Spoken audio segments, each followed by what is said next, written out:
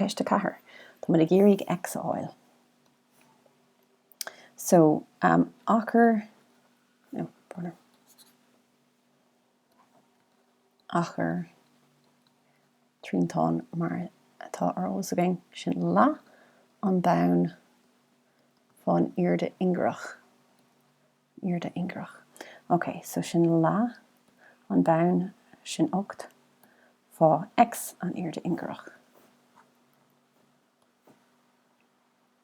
Okay, agus níl éad again an sin is just éad in. Níl 1 centimeter in, right? So lá fá 8 sin cahar. Cahar for x sin cahar x.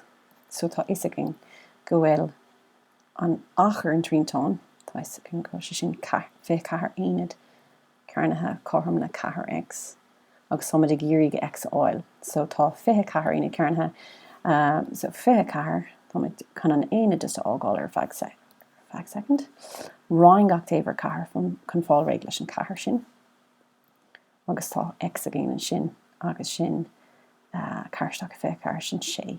So tá is an freagra ná x chorm le sé éad.